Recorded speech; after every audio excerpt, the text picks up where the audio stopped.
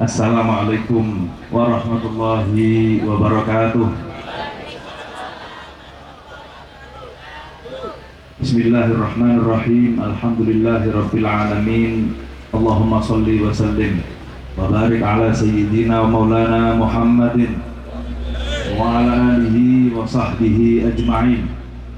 Subhanaka la ilma lana illa ma 'allamtana innaka antal alimul hakim. Rabbi shrah li sadri wa yassir li amri wahlul 'uqdatam min lisani yafqahu qawli, amma ba'du.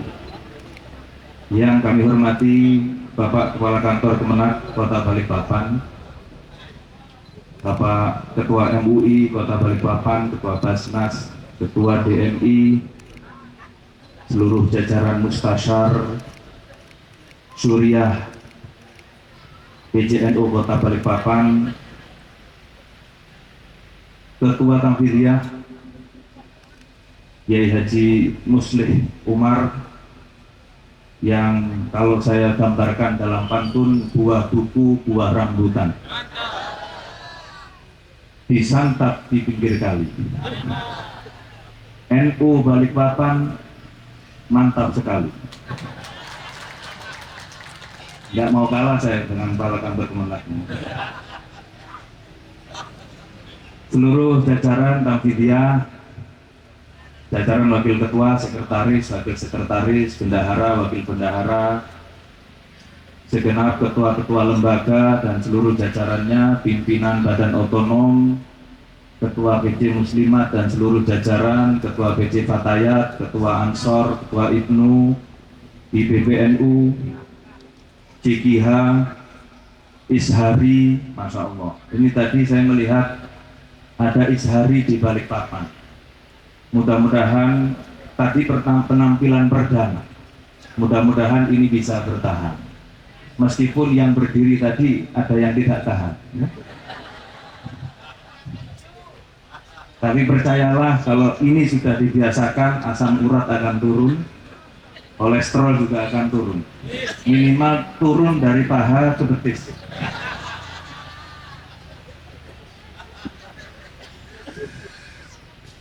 Dan tidak lupa kepada sahabat-sahabat yang saya cintai, yaitu sahabat-sahabat Banser Kota Balikpapan. Tepuk tangan. Kenapa untuk Banser saya menggunakan kata cinta? Karena saya punya sejarah tersendiri dengan para Banser. Saya hutang nyawa dengan Banser. Saya dulu pernah mengalami satu kecelakaan jam 3 pagi di tol, di mana tol itu lokasi saya kecelakaan tidak ada rumah di sekitarnya. Tapi ketika kecelakaan itu jam 3 pagi, yang menolong saya satu orang,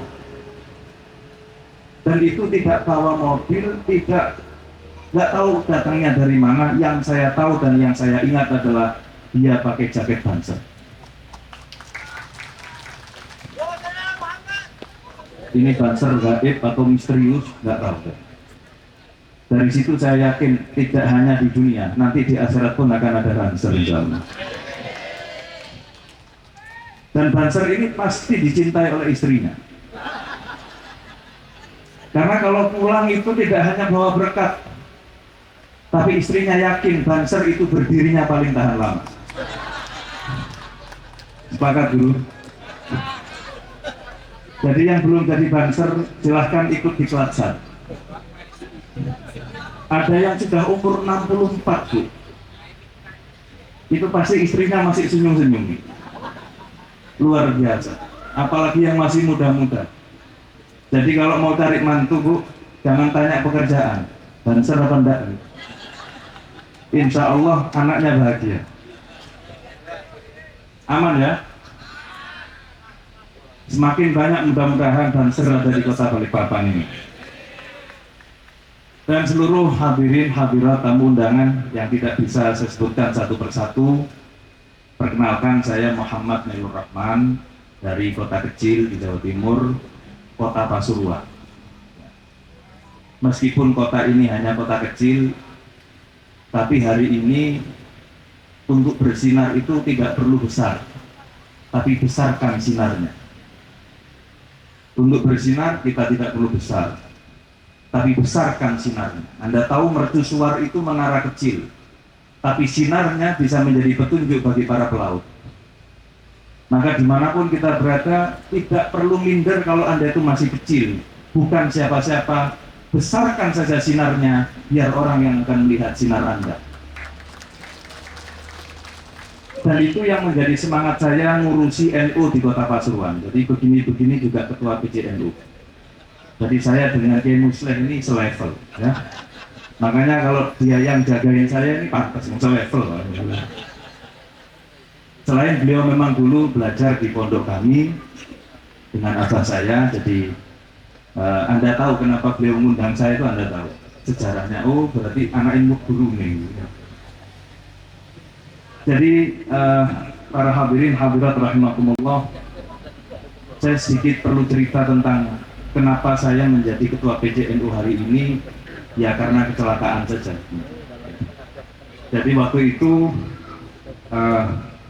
ketika abah saya sudah selesai berkhidmah menjadi Rois Suriah 2 periode, beliau diangkat untuk berkhidmah di PBNU.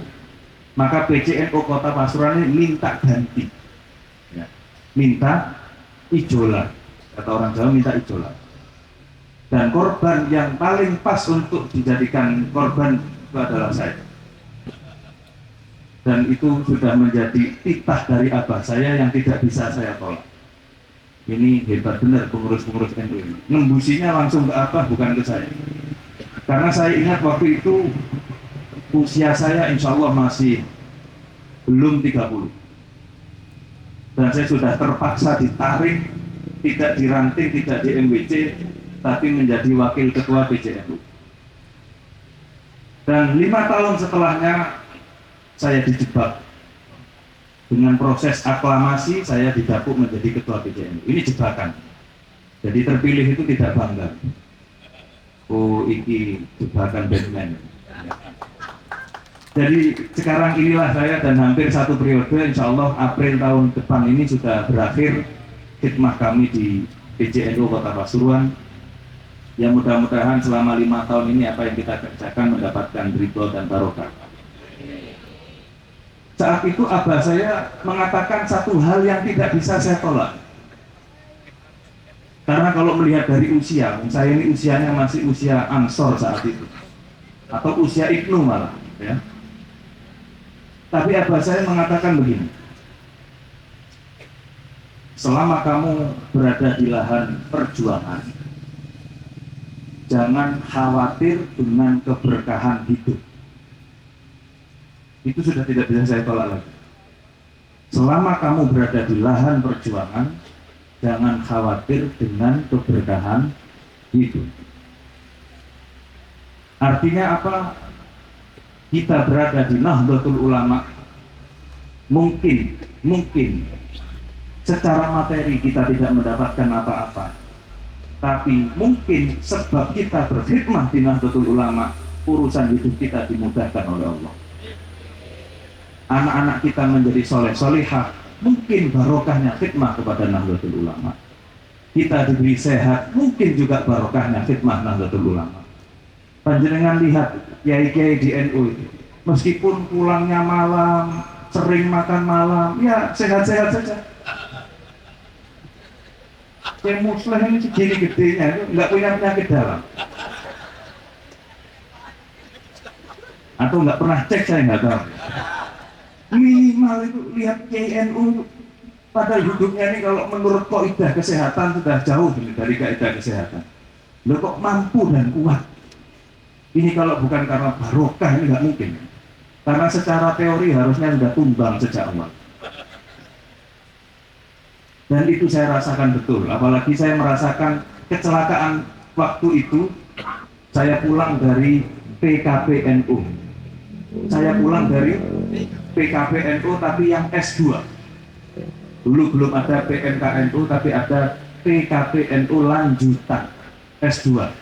Itu tidak open recruitment, Pak. tapi langsung ditelepon satu-satu orang yang akan diundang. Jadi rekrutan khusus. Itu pulang dari sana masih pakai baju NU. Dan baju saya waktu saya kecelakaan hanya satu kancing, satu apa ini? Benek ya, benek lah bahasa Jawa. Bahasa Indonesia apa? Satu kancing yang patah setengah dan setengahnya masih nyantol. Sisanya bersih, nggak kenapa-kenapa. Dan itu masih saya simpan. Kalau mobilnya rusak 80%. Saya waktu itu bukan karena ngantuk, tapi tertidur. Jadi kalau ngantuk kan keseliut. Ini tidur saya sudah hampir 3 kilo dengan kecepatan mobil 160 km. Ya karena ngegas terus. Ya kita nggak tahu tidur. Dan waktu itu saya bersama dengan Ketua PCNU Lampung Utara. Karena kita sama-sama pulang dari PKP NU lanjutan. Lalu itu jahitan saja sedikit nggak ada. Saya masuk rumah sakit, ketika dicek oleh perawat, dibersihkan mau dijahit, loh ini kok cuma luka gores-gores biasa. Ini bukan cerita karomah, bukan. Tapi ini karomahnya itu, bukan saya yang karomah. Baju itu sampai sekarang masih ada, jangan disobek-sobek ke kiswal. Nanti diguntingi sama orang. Mahal sedikit itu, agak mahal. Dari situ saya berpikir, nah iya, kalau kita pikir-pikir, berkhidmah di NU itu, kalau bukan dengan niat yang ikhlas, kita pasti sudah mundur. Pasti mundur, Pak. Betul atau tidak? Makanya di NU itu yang harus kita miliki adalah mental kaya. Mental kaya. Jadi kaya itu urusannya dengan mental, bukan urusan dengan tabungan. Orang yang bermental kaya akan mudah memberi, tidak mudah meminta-minta. Itu mental kaya. Mudah memberi, tidak mudah meminta-minta. Dan ini bisa dilakukan oleh siapapun meskipun rekeningnya sedikit jumlahnya. Anda lihat orang-orang yang meskipun dirinya masih butuh dengan uang, tapi mereka masih mau mensedekahkan uangnya untuk orang lain. Itu orang-orang yang bermental kaya. Makanya kalau Lazisnu datang, jangan nunggu rekeningnya banyak dulu baru nyumbang, Pak. Sumbangkan dulu.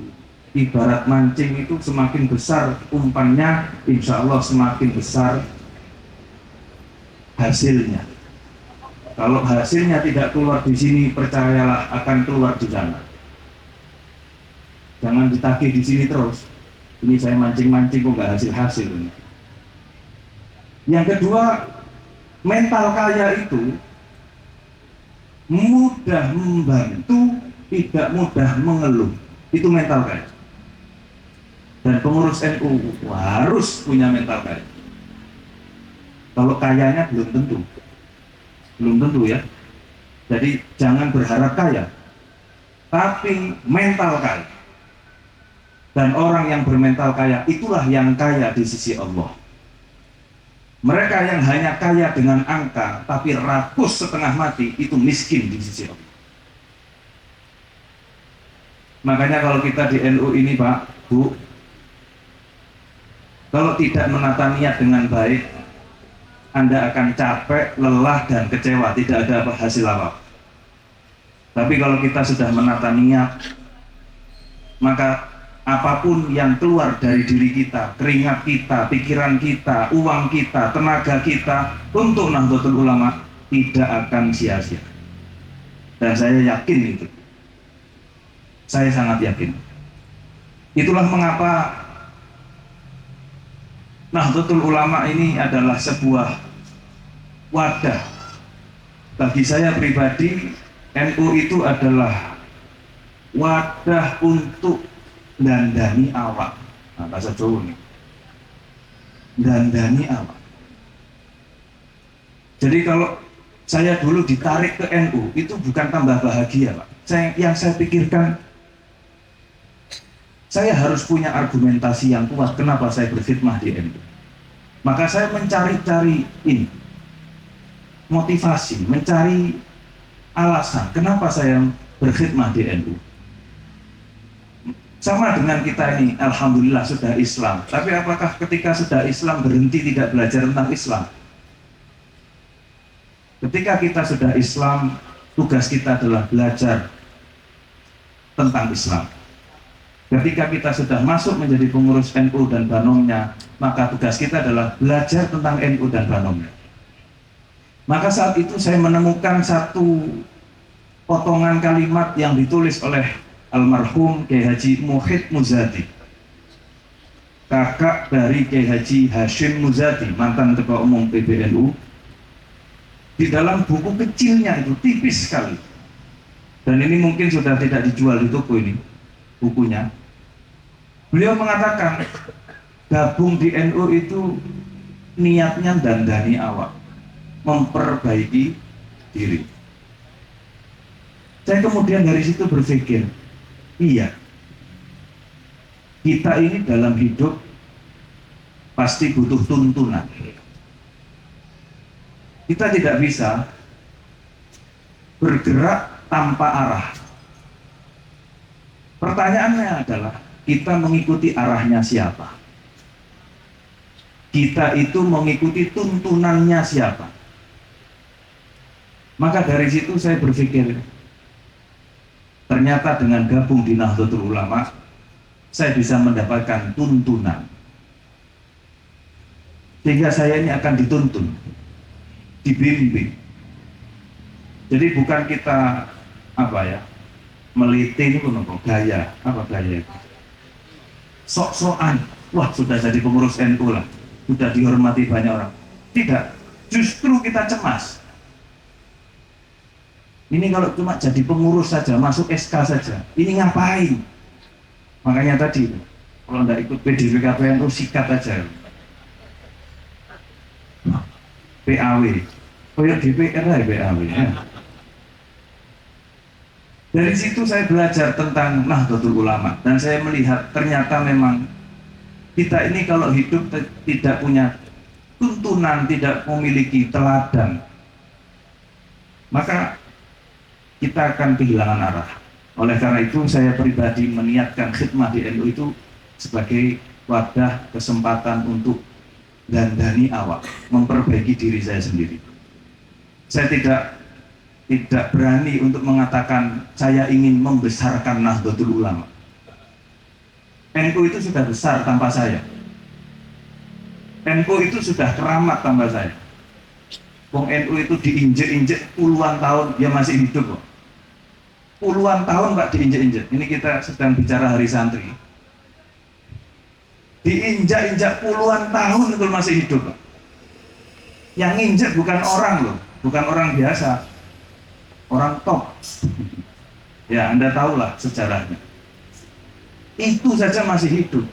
Dan yang lebih hebat lagi, sudah tahu begitukan, NU itu tetap setia kepada NKRI. Makanya ini mental yang luar biasa. Banyak orang NU itu punya kedewasaan, punya kearifan, punya kebijaksanaan. Ini yang saya tahu. Ini tidak merendahkan ormas Islam yang lain, tapi ini yang saya rasakan dalam proses saya di Nahdlatul Ulama. Saya nggak akan memberi wejangan-wejangan macam-macam kepada panjenengan. Ini kelas Ansor kok ngasih nasihat kepada masyayikh ini kan tidak pantas. Saya di sini hanya ingin cerita-cerita saja, testimoni saja. Oleh karena itu, mari kita tekadkan pula bahwa khidmah di NU itu bukan untuk membesarkan NU. Kalau jenengan tinggal terus NU-nya mati, enggak. Jangan kepedean. NU enggak sampean urus, tetap hidup. Tapi ini justru keuntungannya bagi kita. Kalau saya bergabung di Nahdlatul Ulama, saya akan bertemu dengan banyak pembimbing, banyak teladan, banyak tuntunan. Itulah kemudian yang mendorong saya terus meluangkan semua yang saya miliki untuk Nahdlatul Ulama. Para hadirin hadirat masyarul muslimin wal muslimat rahimakumullah. Di hari santri seperti ini ada 3 kata kunci penting. Pertama, peringatan hari santri, kita harus bisa memaknai makna santri. Siapakah santri? Maka kalau boleh saya simpulkan, santri itu bukan pakaian, tapi santri adalah perilaku. Santri bukanlah penampilan saja, tapi santri adalah mental. Maka siapapun bisa menjadi santri asal perilakunya dan mentalnya sesuai dengan apa itu tuntunannya para kiai. Oleh karena itu, menjadi santri memang yang umum harus mondok. Tapi bagi yang sudah telat-telat dan nggak sempat mondok, Anda bisa tetap menjadi santri. Dengan cara apa? Dengan cara menyesuaikan perilaku kita, menyesuaikan mental kita, yaitu mental berkhidmah kepada para ulama. Dan di bulan-bulan Maulid ini, meskipun sudah selesai Maulidnya, saya ingin mengajak kepada Anda semuanya untuk bertadabbur sebagai pengurus NU dan banom-banomnya. Sebagai pengurus NU, kalau Maulid Pak, nggak boleh hanya sekedar baca Maulid, tapi harus punya tadabbur sendiri. Apa tadabbur Maulid bagi pengurus NU? Tadabburnya adalah kita di NU ini sebenarnya tidak hanya sedang melayani para muassis Nahdlatul Ulama. Kita di NU ini sebenarnya sedang berkhidmah kepada Rasulullah Shallallahu Alaihi Wasallam. Saya ulangi ya, kita di NU ini tidak hanya sedang melayani para muassis Nahdlatul Ulama. Kita berkhidmah di NU ini sebenarnya kita sedang berkhidmah kepada Rasulullah Shallallahu Alaihi Wasallam. Maka menjadi kehormatan bagi siapapun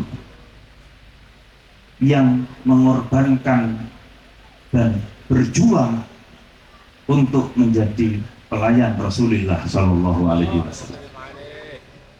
Panjenengan senang betul kalau disebut sebagai khadimu Rasulullah? Senang tidak kalau disebut sebagai khodamnya Rasulullah, sebagai pelayannya Rasulullah, sebagai pasukannya Rasulullah? Jenengan dulu nggak ikut perang Uhud Pak, nggak ikut perang Badar, tapi kita bisa melanjutkan itu dengan berjuang hari ini. Makanya saya lihat-lihat tema Hari Santri 2024 itu menyambung juang, merengkuh masa depan. Ada 2 kata kunci di situ. Pertama, juang, bahwa di era apapun perjuangan itu tidak akan pernah berhenti, meskipun bentuk perjuangannya berbeda-beda. Kalau dulu di era bersama Rasul, para sahabat harus berperang secara fisik, maka hari ini peperangan itu sudah berubah bentuk menjadi perang-perang yang lain, bahkan yang banyak adalah non fisik. Yang kedua, di situ ada kata kunci masa depan, bahwa hari ini kita menjadi pengurus NU harus peka terhadap perubahan dan harus bisa berpikir apa tantangan masa depan bagi generasi setelah kita, dan bagaimana kita menyiapkan masa depan untuk generasi setelah kita. Kita di NU ini tidak hanya sendirian. Makanya saya sering mengatakan begini, yang berkhidmah di NU itu sebenarnya sedang menyelamatkan generasi setelahnya. Generasi anak, generasi cucu, generasi cicit, cicit cuwit dan lain-lain. Nah, bawahnya cicit apa? Cicit cuwit kan ya. Coba Anda bayangkan itu. Apa tinggalan saya untuk anak saya? Bukan warisan, Pak. Warisan itu hanya bikin rebutan saja. Yang paling penting adalah keselamatan akidah anak saya, keselamatan ibadah anak saya, keselamatan akhlaknya anak saya. Itu yang harus kita tinggalkan untuk anak kita. Oleh karena itu, kita bergabung di Nahdlatul Ulama itu sebenarnya kembalinya untungnya itu kita, bukan menguntungkan siapa-siapa. Apalagi ketika di akhirat nanti di padang mahsyar, kita yang berkhidmat di Nahdlatul Ulama kemudian dipanggil oleh para muassis itu. Kamu ya, yang di balik papan isharian tadi. Ishari itu jangan diremehkan. Mungkin sebagian orang menganggap ishari itu, ini apa ini? Tepuk-tepuk, gak jelas. Terus kadang ada gerakannya begini. Saya sebagai orang Pasuruan harus menjelaskan, karena ishari itu asal-usulnya Pasuruan. Dulu yang membuat rumus tepukan itu namanya Kiai Haji Abdul Rahim. Makanya di Surabaya itu masih ada istilah kalau isharian itu durahiman. Durahiman, ayo durahiman. Dan ini ternyata ada cerita menarik dengan urusannya ishari dengan Kiai Hamid. Jadi dulu itu ada seorang kiai tokoh ishari diprotes oleh kiai yang lain karena melihat ishari itu, ini apa ini, lahjahnya kok dibuat-buat nggak jelas. Sudah benar-benar ya Nabi, malah diubah ya Nabi, ada e-nya kan ya, ya Nabi salam alaika. Ini apa ayo digawe-gawe, kata kiai yang protes. Setelah debat nggak ketemu, ayo kita sowan Kiai Hamid saja. Ini yang cerita ke saya ketua PP Ishari sendiri. Ayo kita sowan Kiai Hamid. Setelah sowan ke Kiai Hamid, belum keluar beliaunya. Di saat Kiai Hamid keluar dari pintu dalamnya, beliau bawa talang. Langsung, ya Nabi, assalam. Enak ya kan? Terus no.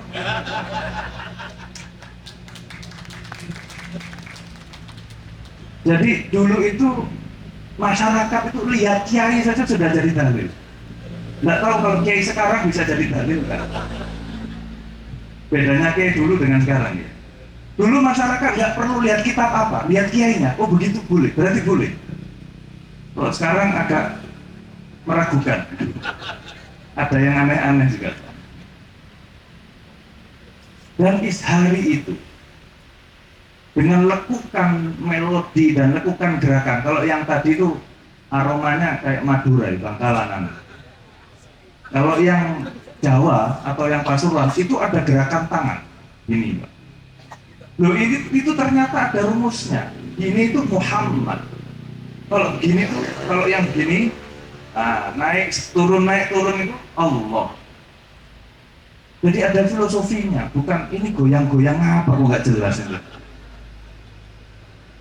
Oleh karena itu yang sudah istiqomah di ishari, teruskan, dan kalau bisa turunkan kepada yang muda-muda. Di Malang itu ada satu kecamatan namanya Jabung. Ada yang dari Malang ini? Jabung. Jenengan Semarang Jabung.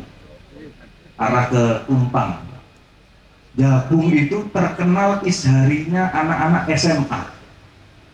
Jadi kalau tampil itu pakai seragam abu-abu, isharian. Keren sekali. Keren sekali. Dan kalau ada yang protes, saya tinggal bilang, ishari itu adalah ekspresi cinta kepada Rasulullah Shallallahu Alaihi Wasallam. Namanya cinta itu ekspresinya memang macam-macam. Orang ngopi saja kalau kopinya enak, geleng-geleng. Masa sholawatan nggak boleh geleng-geleng? Gitu ya.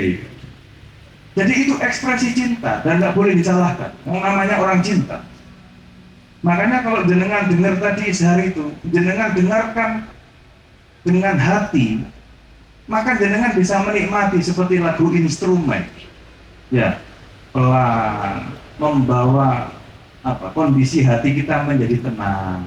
Tapi kalau nggak menikmati, ya jadinya kok nggak selesai ya, kok lama ya. Ya, kalau tadi itu Pak di Pasuruan itu paling sebentar itu. Ada dulu almarhum Kiai Mat Nadif, Masya Allah, itu kalau sudah ishari lupa kalau sedang banyak orang 1 jam. Jadi itu sudah makom istighraq. Kalau dalam tasawuf itu sudah istighraq. Ketika ishari tenggelam sudah nggak ngurus orang. Padahal ada kiai sepuh, ada siapa. Itu levelnya sudah istighraq. Makanya tadi itu yang di depan istighraq, yang di belakang Pak rasa-rasa. Kok gak mari-mari. Masya Allah. Gitu. Tapi setelah ini mudah-mudahan sudah nggak ada yang rasa-rasa lagi. Kalau perlu ikut goyang nggak apa-apa. Ya, jadi itu para hadirin hadirat rahimakumullah. Banyak hal menarik yang sebenarnya bisa kita dapatkan selama kita berada di Nahdlatul Ulama. Tinggal tugas kita hari ini, tugas pengurus hari ini adalah bagaimana kita belajar tentang Nahdlatul Ulama. Yang sudah ikut PKPNU, saya ingatkan, jangan kepedean. 3 hari kok merasa paling paham itu hanya pintu pembuka saja. Oke. Jangan setelah PKPNU 3 hari seperti paling paham NU. Tapi harus terus ngaji tentang NU. Karena NU itu sebuah bahrul ilm, lautan ilmu yang di dalamnya banyak sekali yang harus kita selami. Saya ini ikut pengkaderan berkali-kali. PKPNU sudah, MKNU sudah, PKPNU lanjutan sudah, PKL Ansor itu sudah saya pernah. Yang belum diklatsar sudah pernah. Oke. PMKNU setelah ini kita akan adakan. Kalau AKN syaratnya berat dari Gus Ketum, harus punya TOEFL 650. Kalau mau ikut AKN, Akademi Kepemimpinan Nasional, ini kaderisasi tertinggi di PBNU era Gus Yahya. Itu salah satu syaratnya harus menguasai bahasa Inggris, TOEFL-nya 650. Ada yang mau daftar ini? Itu nanti dosen-dosennya atau instrukturnya sudah luar negeri semua. Ya seperti iklannya para menteri kemarin, didatangkan mentor-mentor internasional. Di PBNU, AKN itu nanti begitu. Dan selain memiliki kemampuan bahasa Inggris yang cukup tinggi, juga diutamakan yang memiliki kemampuan bahasa Arab. Jadi nanti lulusan AKN itu sudah nggak cocok kalau diundang ke Balikpapan saja, nggak cocok. Makanya karena saya belum AKN masih mau datang ke sini. Kalau sudah AKN sudah nggak level itu. Ya. Para hadirin hadirat rahimakumullah, sebagai penutup, sudah malam ini. Lanjut. Nanti Pak, lagi nanti ya. Ngundang lagi ke sini. Ada satu pesan penting dari Kiai Haji Ali Maksum, Rakyat Jogja. Beliau ini pernah jadi Rois Am tahun 1980 sampai 1984 sebelum Muktamar Situbondo. Beliau berpesan begini, apapun kondisinya, ini bukan pesan persisnya ya, tapi saya terjemahkan dengan bahasa saya sendiri. Apapun kondisinya, apapun yang dilalui oleh Nahdlatul Ulama dalam sejarah perjalanan bangsa ini, NU harus terus andil dalam membangun Indonesia. Harus terus andil dalam membangun Indonesia. Oleh karena itu, kita harus punya prinsip dimanapun saya berada, saya akan melanjutkan perjuangan Nahdlatul Ulama dengan cara mengalirkan kemanfaatan sesuai dengan bidang dan profesi saya masing-masing. Dan itu semuanya saya tujukan dengan niat melayani Rasulullah Shallallahu Alaihi Wasallam. Karena apa yang diperjuangkan oleh Nahdlatul Ulama itu adalah Islam yang paling mendekati dengan ajarannya Rasulullah Shallallahu Alaihi Wasallam, yaitu manhaj Ahlus Sunnah wal Jamaah. Jadi sebelum berdirinya NU, Bapak Ibu, manhaj Ahlus Sunnah wal Jamaah itu sudah disepakati oleh mayoritas ulama sepanjang masa sebelum lahirnya NU, bahwa akidah Ahlus Sunnah wal Jamaah atau manhaj Ahlus Sunnah wal Jamaah adalah manhajnya Rasulullah Shallallahu Alaihi Wasallam. Ini bukan Mbah Hashim yang ngomong, tapi ulama-ulama besar sebelum Mbah Hashim Asy'ari. Nah, beliau membuat wadah di Indonesia ini untuk menjaga itu, untuk menjaga agar Ahlus Sunnah wal Jamaah terus lestari. Maka kalau kita menjaga Ahlus Sunnah wal Jamaah, kita sedang menjaga titipannya Rasulullah Shallallahu Alaihi Wasallam. Kalau jenengan sudah tidak memperhatikan dan tidak peduli lagi dengan Ahlus Sunnah wal Jamaah, berarti panjenengan sudah tidak menganggap penting titipan dan amanah dari Rasulullah Shallallahu Alaihi Wasallam. Nah, titipan ini mari kita terjemahkan dalam segala bidang. Makanya di NU ada lembaga-lembaga. Ini kalau di Pemkot ini sudah dinas-dinas, ya. Ada dinas pertanian, dinas pendidikan, tadi ada dinas takmir masjid. Hanya di NU ada dinas takmir masjid. Ada, kalau di pemerintahan ada DMI, kalau di NU ada LTN. Dan selain itu ada segmen anak muda, segmen pelajar masuk IPNU, IPPNU, segmen anak muda yang setengah tua masuk Ansor, masuk Fatayat. Ya, makanya Fatayat itu mulai muda sampai setengah tua. Kadang-kadang itu sudah tua masih di Fatayat. Makanya saya lihat wajah-wajah ini Fatayat yang seharusnya sudah masuk muslimat ini. Gini. Kenyataan atau tidak? Tapi mungkin semangatnya masih Fatayat, ya. Tapi saya melihat ketua PC Muslimat ini nggak kalah buat semangatnya. Mungkin lebih pantas masih ketua Fatayat ini.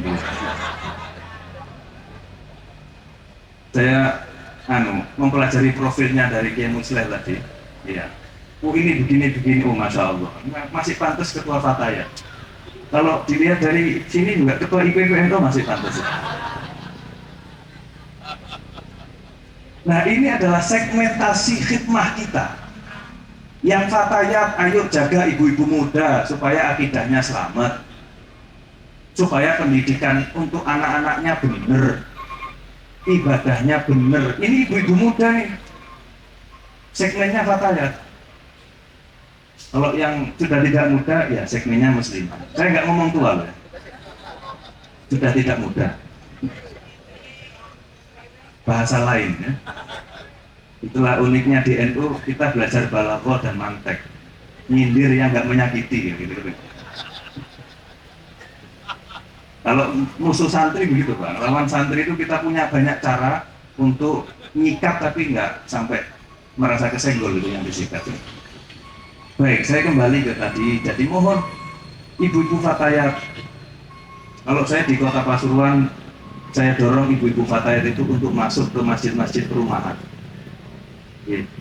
Bikin program, ajak tuh ibu-ibu perumahan untuk apa kebutuhannya, bimbingan baca Quran, kajian fikih wanita, fikih keseharian, silahkan, apapun yang penting Fatayat yang mewarnai. Karena kalau tidak Fatayat yang mewarnai berarti ada warna lain di situ.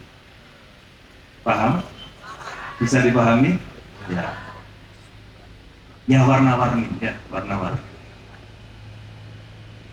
Pendidikan kekeluargaan itu penting juga, bagaimana menjadi orang tua yang baik untuk mendidik anak. Jadi parenting itu harus diambil juga oleh Fatayat.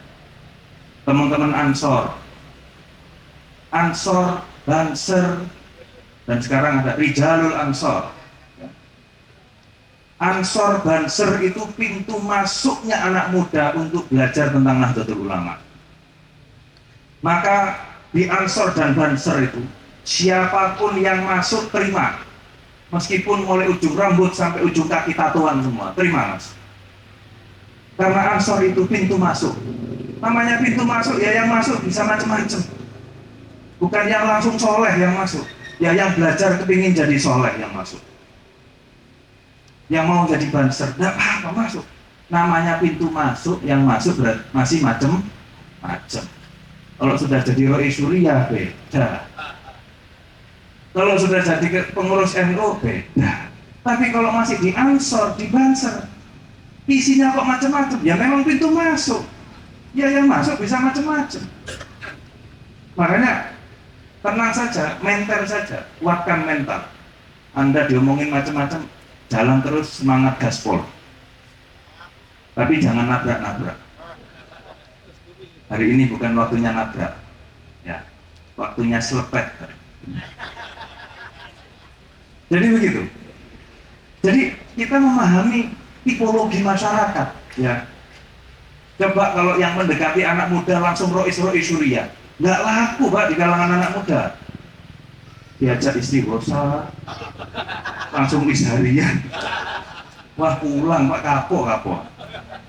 Maka Ansor punya kreativitas. Anak Ibnu IPPNU punya kreativitas bagaimana berdakwah dengan segmen yang sesuai dengan umurnya, Gen Z.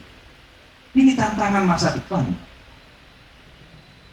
Jadi yang kita dakwahkan sama dengan apa yang diimpikan oleh Rasulullah SAW, tapi cara menyesuaikan dengan perubahan. Karena kalau tidak begitu maka NU akan kehilangan relevansinya. Apa relevansi itu? Koneksi dengan masyarakat, jadi nggak nyambung. NU-nya ada, masyarakatnya ada, tapi nggak nyambung ini. Ini hidup di satu alam, yang ini alamnya lain. Tidak bisa saling memahami. Nah untuk apa itu? Kita ini jam'iyah, diniyah, ijtimaiyah. Jangan lupa, ada diniyah, ada ijtimaiyah. Oleh karena itu monggo yang semangat belajar tentang Nahdlatul Ulama. Karena kalau kita belajar tentang Nahdlatul Ulama, kita tidak hanya belajar tentang organisasi Pak, tapi kita sedang belajar tentang thariqah. Jadi kalau saya ditanya, thariqahnya jenengan apa? Thariqah saya adalah thariqah Nahdlatul Ulama. Jadi Nahdlatul Ulama itu thariqah. Kenapa? Karena di dalam Nahdlatul Ulama sudah lengkap tuntunannya. Bagi orang yang mau Islam kafah, masuklah Nahdlatul Ulama. Tahu Islam kafah? Tahu Islam kafah? Masuklah Nahdlatul Ulama. Kalau tidak masuk NU takut keliru memahami Islam kafah. Kenapa? Ada tuntunan akidah di dalam. Ada tuntunan ibadah di dalam. Ada tuntunan muamalah, ada tuntunan akhlak sosial, ada tuntunan akhlak kebangsaan, watoniyah, dan ada tuntunan ukhuwah. Ini sudah Islam ya, ini Islam. Makanya tergantung kita ini memahami Islam dari pintu yang mana, itu akan mempengaruhi cara berpikir kita. Cara berpikir kita sangat dipengaruhi oleh kita belajarnya dari mana dan dari siapa. Makanya jangan sampai salah channel YouTube dan jangan sampai salah gabung grup WA. Wallahul muwaffiq. Assalamualaikum warahmatullahi wabarakatuh.